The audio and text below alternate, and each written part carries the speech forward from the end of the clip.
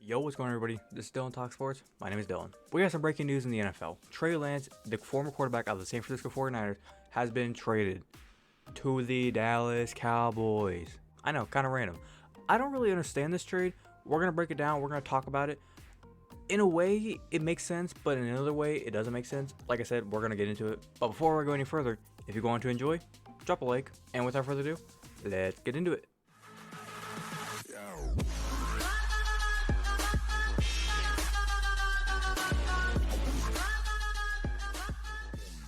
Now, I'm going to explain this in two parts. We're going to start off with the 49ers side of things, / Trey Lance things, and then the Cowboys side of things. Starting off with the Trey Lance 49ers side of things, obviously we kind of seen the painting on the wall of what was going to happen with Trey Lance. We knew that maybe either he was going to be just done for the year or he might be moving on somewhere else. When Brock Purdy was announced as a starter, Sam Darnold got put as the backup. We kind of knew, okay, Trey, he's not going to be the type of guy that just wants to be an emergency third string type of backup quarterback. So a lot of us and even people in the national media pretty much said, what is the future for Trey Lance? Does he stay with San Francisco? Does he move on? Does he just sit the whole year? What exactly does Trey Lance do from here? And it was pretty intimate that Trey was going to be looking for a trade. The 49ers knew it, Trey knew it, a lot of teams knew it.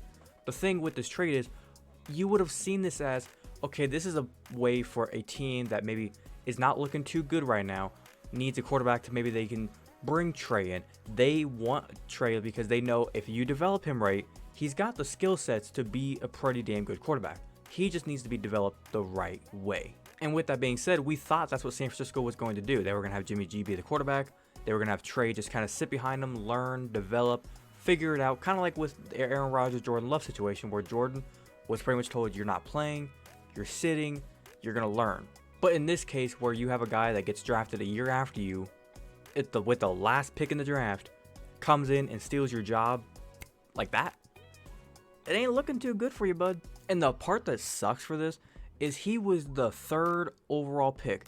And not just that, the 49ers, what was it they gave up? They gave, I think, 2 first-round picks, a third-round pick, and like a 4th-round pick, wasn't it? Yeah, I have it right here.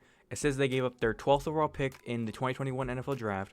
They gave to move up to number 3 with the Miami Dolphins. Then they also had to give up a 3rd-round pick in that year. Then they had to give up then another 1st-round pick in 2022 and 2023. So when you look at that, you're kind of saying you gave up all of that. I mean, going back to the 2021 NFL Draft, I've seen a lot of people talking about this. The amount of players that were selected after Trey Lance that the 49ers could have had that could have changed that team.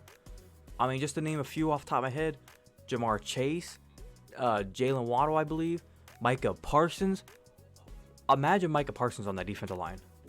God help the NFC. Now, when it comes to why they traded him, what went wrong? Obviously, when we look at the training camp this year in the preseason, Trey had his chance to go out there and fight for his job. Did he have an injury last year at the beginning of the regular season?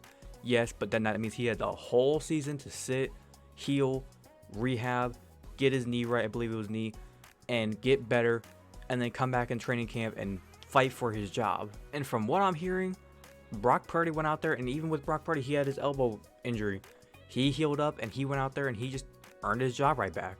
And I know everything that you see in training camp is like ear to ear. You don't really believe what's being said there unless you actually go watch it for yourself. But from watching the preseason games, Trey, I'm sorry, but you just don't look comfortable out there. Now let's move on to the Cowboys side of things, the Dallas Cowboys.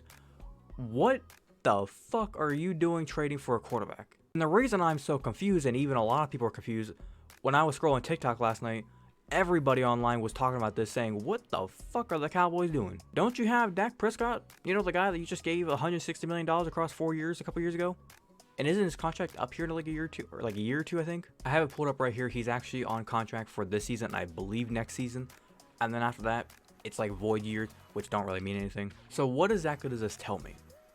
Are the Cowboys looking at Dak Prescott as, hey, you're 30 years old, do we really want to keep you around any longer? Because I think it's almost kind of funny with Dak Prescott is when he came in the league, everybody was saying we don't want Dak yet. We want to see Tony Romo have another shot at trying to get a Super Bowl. Tony was hitting the end of his prime. He knew it as well. And Dak Prescott, he just came on in.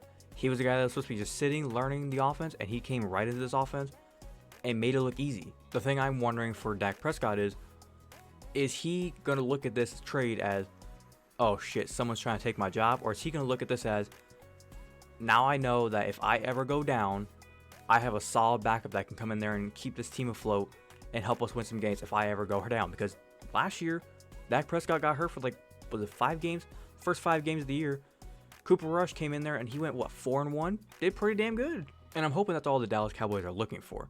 I'm hoping that what Jerry Jones, when he went to make this trade, he said, I'm not looking for a replacement, hopefully, unless he is. I'm thinking they're probably in the works of trying to get Dak Prescott another contract set up, maybe like a 4-year contract again. But they need to have some insurance policy of where if Dak Prescott and the Cowboys, they can't meet on a number, they have somewhat of an insurance policy to fall back on and say, can we try and get some juice out of Trey Lance? Can he maybe be our new quarterback for this team? It's a funny situation to look at because in Trey Lance's POV, he's looking at this as, I get a new chance to go out there and try and show everybody that I'm not just some bum. I'm not a bust in this 2021 draft. I can still play quarterback. In the 49ers point of view, they're saying, Trey, we love you, but we wish you the best. We're moving on with Brock. And I guess Sam's going to be their backup. And in the Cowboys point of view is, do we trust Dak? That's, I think, the big question. Do they trust Dak Prescott right now? All I know is I think this is pretty funny that the Dallas Cowboys are always somehow trying to be in the media. They're going to make it known that they are America's team. And Trey Lance, welcome to the boys. Other than that, hopefully you guys did go on to enjoy today's video.